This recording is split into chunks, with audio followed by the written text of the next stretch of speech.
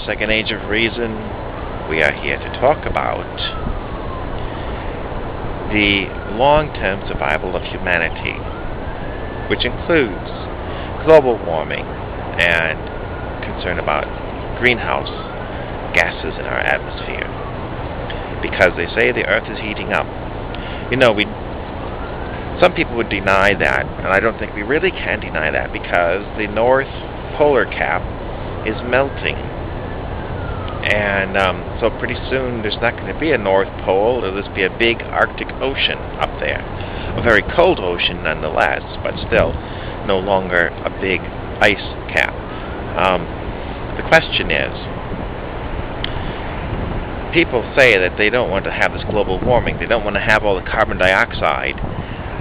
But yet, this ice cap melting thing, somebody's going to profit from it handsomely, because suddenly shipping lanes are open between Canada, Russia, Iceland, Greenland, North Korea, South Korea, anything that goes across the North Ocean as a shortcut for commerce. So there's a great deal of profit to be made from a melted northern pole. Keep that in mind. The other thing I want to keep in mind is that there is only a fixed amount of carbon on the planet. Okay, so if you're burning it, putting the carbon dioxide in the atmosphere, it'll only reach to a certain point. It won't go infinitely high in carbon dioxide. It can't. It never could. The carbon they are burning is fossil fuels from organisms that lived a long time ago. And as you burn them, they deplete, and at some point they'll be gone. Once they are gone, how will you stay warm in the winter time? What will you burn? Or will you use electricity? Or perhaps the carbon dioxide and global warming is a blessing in disguise, that you won't need to have so much home heating in the future. Crops may be grown further and further north,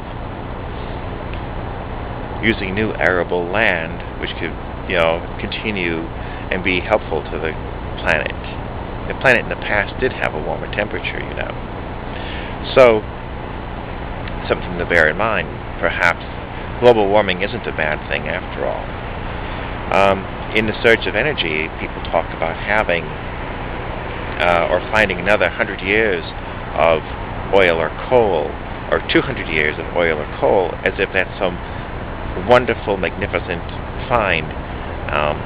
To me, it's only a blip in the pages of history, because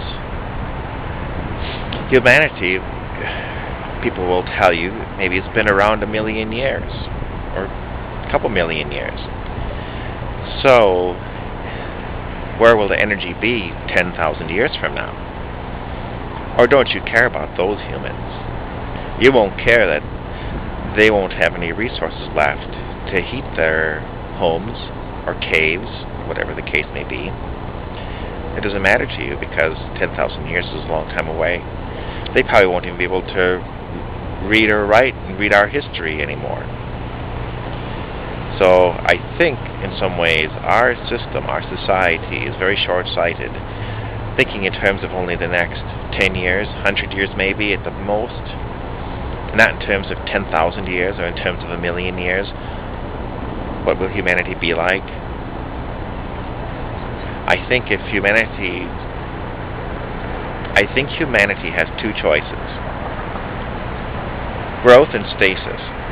Now, if you're going to go with staying on the planet, this planet Earth, being terrestrial, I think you're going to have to settle on a stasis economy, where everything stays constant and everything is measured, and the planet can renew itself, and you stay within the means of the planet's own renewing forces.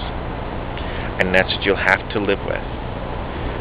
Or, if you want to have the concept of growth in any form over the long term, I mean, like 1,000 to 10,000, 100,000 years, you're going to have to. It's absolutely necessary to start space colonization. First the moon, then Mars, and then beyond. For now, firecracker propulsion, then to some nuclear ion propulsion, and then on to other technologies.